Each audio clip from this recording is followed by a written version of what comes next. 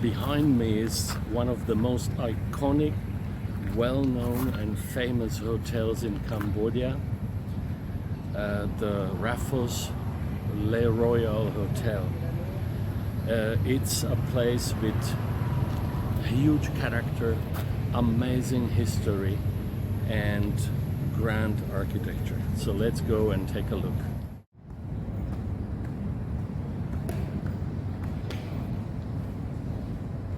Morning. Thank you.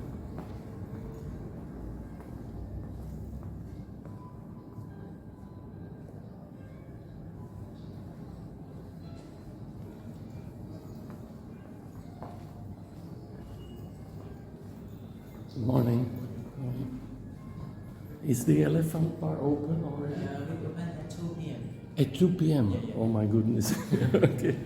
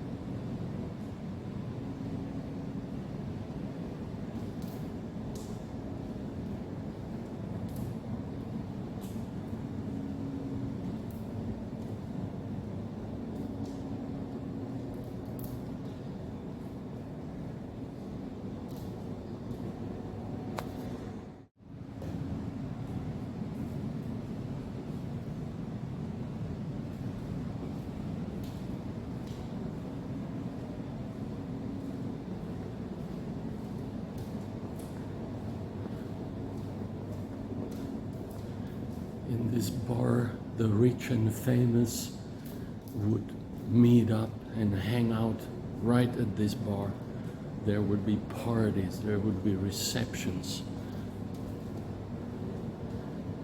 And it has lived through good times and bad times, but it's so nice to see it still intact after all those years. So they actually opened up the bar for me because I told them I was passing through town and didn't have enough time to return when they opened the bar at 2 p.m. It's just a couple of hours off, but anyway, they let me in. And the funny thing is that I actually sat in this bar in 1993. That was the year when the Vietnamese, the departing victorious Vietnamese army, took possession of this hotel and managed it until it was bought by the Raffles Group, which now it is a part of. And in 1993, it was called the Solidarity Hotel, or Tamaki, in whatever language that is. And then it operated. It wasn't as glamorous, it didn't look quite as nice as it looks now, but I was here in this bar in 1993. The pity is that I'll regret that for the rest of my life, that I didn't take any photos while I was here. I didn't realize at the time the significance of the hotel and of the memories. But anyway, so I made it back now when everything is safe and sound, because back in 1993 it was not, the country was really broken. It just only emerged from the civil war after effects. And so the hotel was actually built in 1929 by a French architect, Ernest Herbert, or I mispronounce it obviously, and it was intended for the civil servants and for the higher ranking officials. And eventually it became a very popular hotel for expats, for local administration, and there were parties. And in 1967, Jacqueline Kennedy visited, and numerous famous people stayed here, such as Charlie Chaplin, Somerset Maugham, and a whole number of people, famous people of the era, much like the Eastern and Oriental Hotel in Penang, which I had visited just a few months ago. And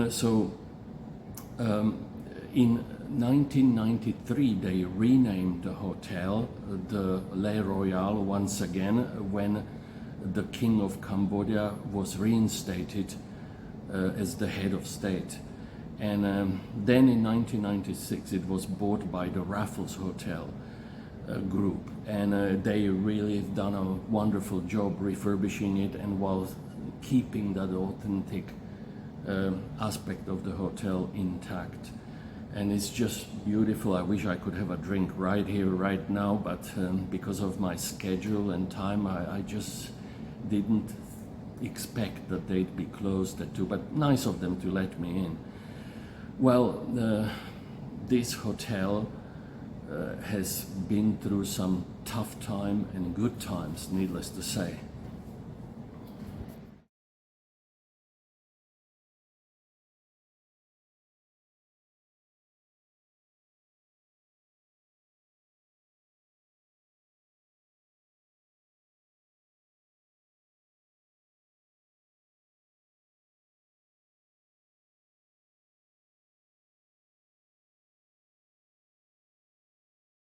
But the hotel's heyday has definitely been in the 1960s, when it was a chic destination for anyone who was someone back then, and numerous celebrities came here. There were huge parties. Even the King of Cambodia attended the grand opening, and then through the few following decades it was just a wonderful hotel. And in the 60s it was actually the only hotel which had air conditioning in Cambodia. And when it was built in 1929, it was also the tallest structure in the city of Phnom Penh.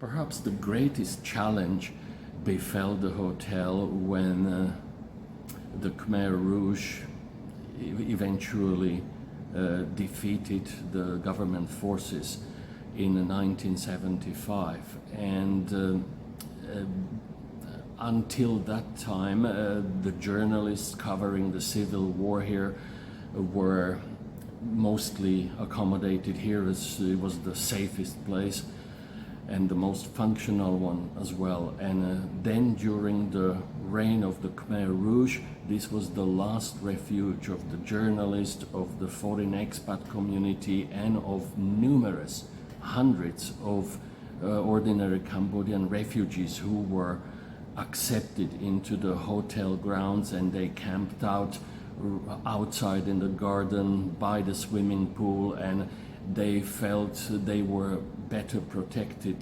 with the foreign community here than if they were out on the streets of Phnom Penh at the mercy of the Khmer Rouge. And here, needless to say, they did receive better protection.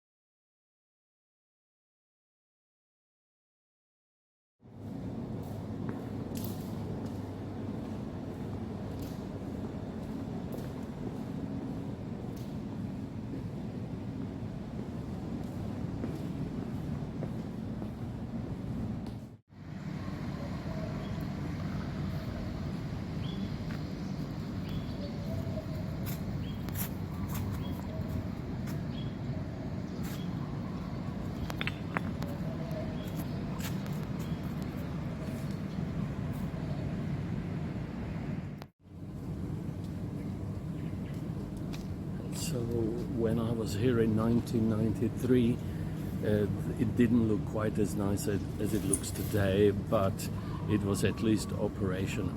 But back during the Khmer Rouge in the late 1970s, there'd be people camped out in these grounds and to receive protection, relative protection from the Khmer Rouge. But eventually the Khmer Rouge, by the 1978, they emptied the whole hotel, sent all the staff and all the people out, and they took accommodation here briefly themselves, and then the Vietnamese had to clean it all out and make it operational again. So this hotel has been through ups and downs like no other. What these walls have witnessed is unbelievable, and that's why I'm so glad I could revisit this place and to see it so nice and clean once again and operational. And it is time for me to move on. It's been absolutely wonderful to visit here again and to see it so nicely refurbished. Just a pity I couldn't have a drink at the bar. I was looking forward to that so much. But hey, you know, at least I got to see it. I got the feel of it. I could savor the ambience and just relax for a while. I hope I return again one day. And hopefully one day I'll be able to afford to stay here. So take care. See you next time. Bye.